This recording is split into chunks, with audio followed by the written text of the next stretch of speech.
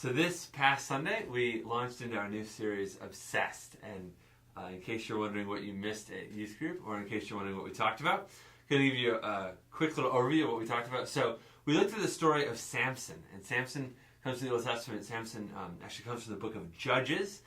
And Samson has a unique gift. He has superhuman strength. He's incredibly strong.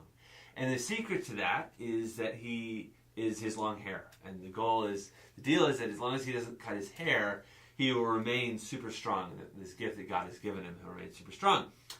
Samson is actually a very godly man. He wants to do what's right. He wants to honor God. But he has a weakness. And his weakness is the ladies, and especially exotic ladies. He likes the Philistine women. And the problem with that is the Philistines were sworn enemies of the Jews. So he really liked the enemy women. And there's a couple stories in which he sees a Philistine woman and he says, you must get her to his parents. And he actually, in the end, falls for a lady by the name of Delilah. And Delilah turns out to be, she betrays him in the end. The Philistine leaders say to Delilah, hey, find out what makes him so powerful. Find out his secret. And so she badgers him about this over and over and over again. What is it? What is it? Why won't you tell me? I love you so much. Why won't you tell me? Why do you make me look foolish? Just tell me the secret of your power. And finally he does. And sure enough, she betrays him. They tie him down. They cut his hair. And he loses his power. Simply because he stops thinking. He becomes so engrossed in this woman and making her happy and stopping her from nagging him that he simply stops thinking. And the main point of Sunday was that dating is good. One of the things I really appreciate about this series and some of these Christian series I don't think are very helpful. But dating is not a bad thing. Dating is actually a very natural part of growing up and being a teenager and on the way to getting married. Mr. Burnett has this great line that he's told Hannah. He says, you're allowed to date when you're married. We were talking about this with our kids who are 5 and 7, and we said, you're allowed to date when you're married. And Andrew, who's 7, was like, I think there's a logical problem there.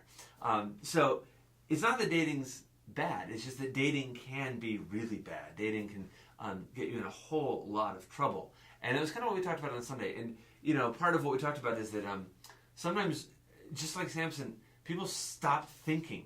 They start doing things that they think will make them more appealing to somebody else. They start becoming someone who they're really not, just because they have value for this relationship, and they just start using really, really poor judgment.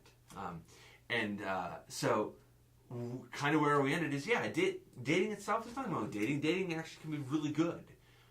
But thinking is better, and it's important that no matter what, you think about who you're dating and why you're dating them and what you're hoping to get out of that relationship. So that's what we talked a little bit about on Sunday.